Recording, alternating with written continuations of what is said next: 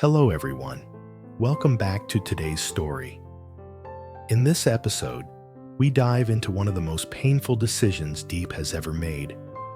Faced with James being forced to stand against his own father, Diep chooses love in the quietest but most heartbreaking way, by letting go. She believes that real love shouldn't destroy a family or leave lifelong regret behind. As James struggles between filial duty and his feelings, and Diep carries the pain of separation while caring for little Nye, both of them are pushed to confront what love truly means. Is holding on always the right choice? Or is stepping back sometimes the bravest act of all? Stay with us until the end to feel the weight of their sacrifice. And don't forget to subscribe to help us reach 10,000 subscribers. Your support means the world to us. The night settles quietly around the small house, the kind of silence that makes every emotion sound louder than it really is. Diep sits across from James at the wooden table, her hands wrapped around a cup of tea that has already gone cold. The lamp above them casts a soft yellow light, but it can't warm the heaviness hanging in the air. James looks at her, searching her face, sensing that something is different tonight. Diep takes a slow breath before speaking. Her voice is calm, almost too calm, as if she has rehearsed these words many times in her head. She starts by talking about the days James was gone, about how life continued, even though it felt incomplete. When you weren't here, she says quietly, I still had to go to work every day. Life doesn't stop just because someone is missing. I couldn't allow myself to rest or fall apart. She pauses, her eyes lowering to the table. The business, it's doing okay. Lynn helped a lot. He worked hard, and because of that, things didn't fall apart. James listens without interrupting, his heart tightening with every word. He knows she isn't blaming him, but the distance in her voice hurts more than anger would. Diep continues, softer now. But daily life felt empty. Without you, everything became boring. Nye and I both missed you so much, especially Nye. Her voice trembles just a little. Every time your name came up, she cried. She kept asking when you'd come back. James swallows hard, guilt rushing through him. He leans forward, his elbows on the table. I didn't want it to be like that, he says. All I ever wanted was a peaceful life. You, Nye, me, my parents, Hung. That's all I wanted. He rubs his face, frustration and regret mixing together. Coming back without telling you was wrong. I know that now. I made you worry, and I lost control of my emotions that day. You were right to scold me. I'm sorry. For a brief moment, it feels like they are finally standing on the same ground again. The memories, the affection, the longing, all of it flows back between them. But just as quickly, the weight of reality presses down. Diep straightens in her chair. Her eyes meet James's, serious now. James, she says, what are you going to do next? He hesitates. I don't know yet. Why don't you go home? She asks carefully. Why are you gathering evidence? What are you trying to prove? Her voice tightens with concern. Are you really planning to confront your father, to hurt him? James stiffens. Diep. He's still your father, she interrupts, gently but firmly. No matter what happened between you, no one should intentionally destroy their own family. James exhales sharply, his confusion spilling out. Then what should I do? Obey him Go abroad like he wants? Leave you? His voice cracks. I'm trying my best. Every day I work hard, trying to build something, trying to be worthy of you. But he still doesn't agree. He looks away, bitterness creeping into his words. Maybe it's because I'm poor. His family is rich, powerful. He thinks his son deserves someone just as talented, just as impressive. Diep listens, her heart aching. She understands his pain, but the thought of him standing against his father because of her makes her chest tighten. James, she says slowly, if loving me means you have to fight your own father, I don't want that. He turns back to her sharply. Then is there any other way? Is there a way for us to get married and live happily without confrontation? Silence fills the space between them. The question hangs there, heavy and unanswered. Diep closes her eyes briefly, as if steadying herself. No, she finally says, her voice breaking. I don't think there is. James feels like the floor has disappeared beneath him. So what are you saying? Diep opens her eyes, and they shine with unshed tears. I don't want our love to destroy your family. I don't want you to spend the rest of your life regretting a choice you made because of me. She clenches her hands together. I'm an orphan, James. I know what it feels like to lose family. I wouldn't wish that pain on anyone, especially not you. He stares at her, disbelief written all over his face. Diep, are you saying yes? She whispers, then forces herself to speak louder. Let's break up. The words fall like shattered glass. James feels his heart crack open, pain flooding in all at once. You don't mean that, he says, shaking his head. You're just scared. I am scared, Diep admits. But this isn't just fear. This is a choice. I don't want you to confront your father because of me.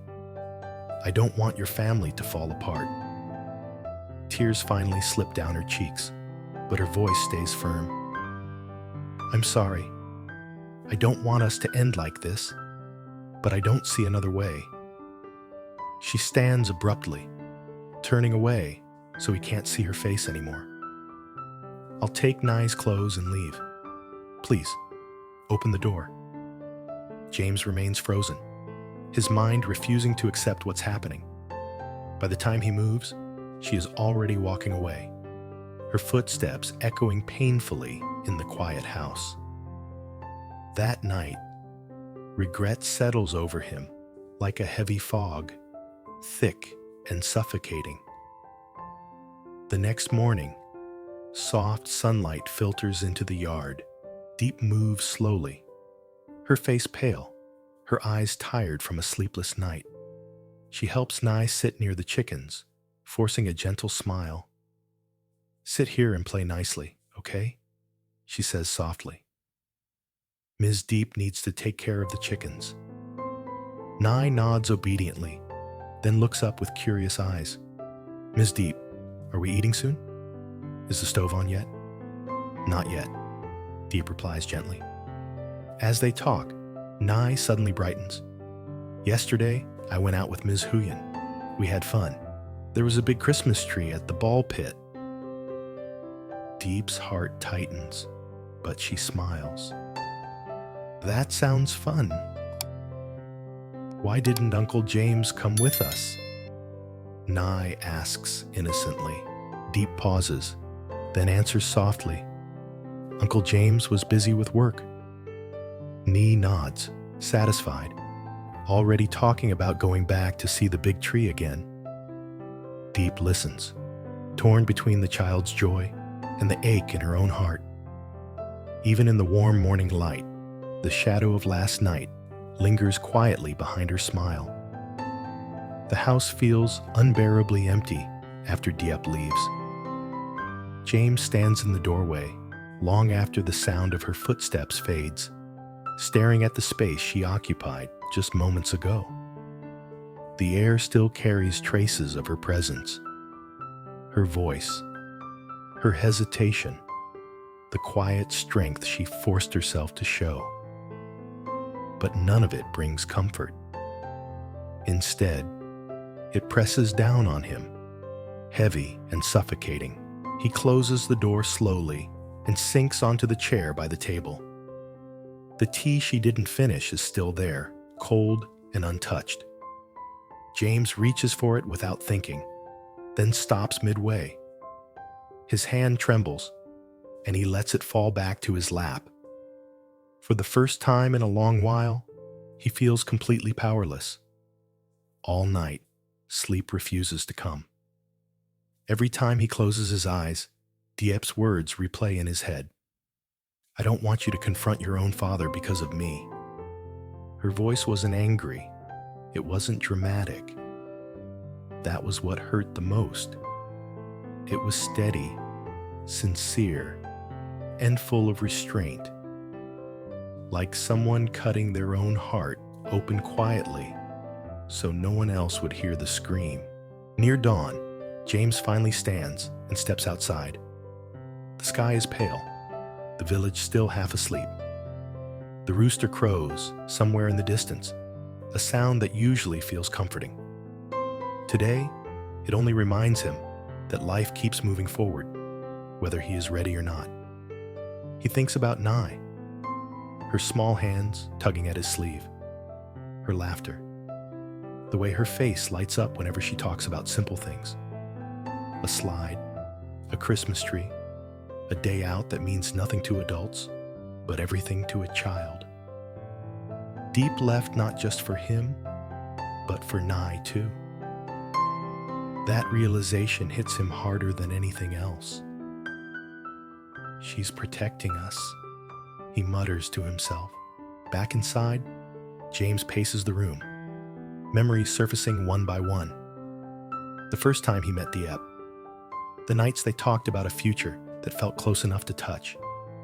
The promises they made, not grand ones, just quiet commitments to stay, to try, to endure.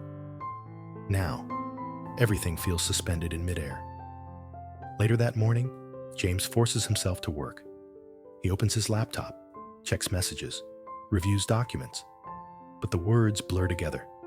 His mind keeps drifting back to his father, to Mr. Hoan's cold expressions, his firm objections, the invisible wall he placed between James and the life he wanted.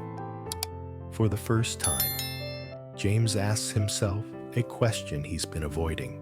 Am I fighting because I want justice, or because I'm angry? The answer isn't clear, and that scares him.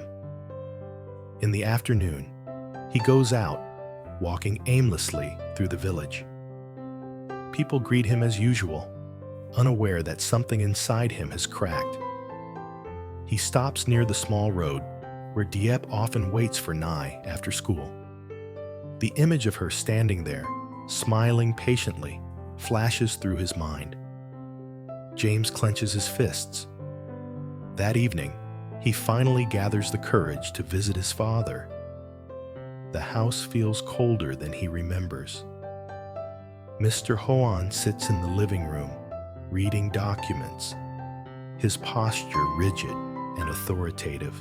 He looks up when James enters, surprise flickering briefly across his face before being replaced by restraint.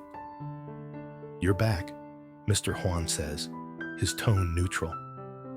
James nods. "I came to talk." They sit across from each other, the familiar distance stretching wider than ever. For a moment, neither speaks. Then James takes a deep breath. "I'm not here to argue," he says, "and I'm not here to accuse you of anything." Mr. Hoan studies him carefully. "Then why are you here?" James swallows. "Because I lost something important." Something shifts in the air. Mr. Hoan doesn't respond immediately. "My relationship ended." James continues, his voice steady despite the pain tightening his chest, not because we stopped loving each other, but because she didn't want me to stand against you. Silence. She chose to leave, James says, so I wouldn't regret destroying my own family. For the first time, Mr. Juan looks unsettled. His fingers tighten around the paper in his hand. And you came here to blame me for that? No, James replies quietly. I came here to understand. Mr. Juan leans back, exhaling slowly. You think everything I do is to control you, but you never asked why. James meets his gaze. Then tell me. Mr. Juan hesitates. It's subtle, but James notices. The man who always seemed unshakable suddenly looks tired. You think wealth is the reason? Mr. Juan finally says. You think I look down on her background. That's not it. James frowns. Then what is it? Mr. Juan looks away. Because I know what it costs to challenge people like me. I know what happens when emotions lead decisions. I didn't want you dragged into something you couldn't protect. James's heart pounds. So you tried to control my life instead? I tried to shield you, Mr. Juan snaps, then stops himself. His voice lowers. But I did it the wrong way. The admission hangs heavy between them. James feels anger, confusion, and relief all at once. You never gave me a chance to choose. Mr. Juan doesn't deny it. When James leaves, he doesn't feel victory, only clarity. The fight he imagined, courtrooms, evidence, confrontation, suddenly feels hollow. Diep was right. Destroying everything wouldn't bring peace. That night, James sits alone again, but this time his thoughts are calmer, painful, but clear. Meanwhile, Diep lies awake in her small room, staring at the ceiling. Nai sleeps beside her, breathing softly, unaware of the storm that passed through their lives. Diep reaches out and gently adjusts the blanket around the child. I'm sorry, she whispers, not sure who she's apologizing to. She thinks of James, his shock, his pain, the way his eyes searched for a solution that didn't exist. Her chest tightens, but she forces herself to breathe through it. She knows why she made that choice. Even if it hurts, she believes it was right.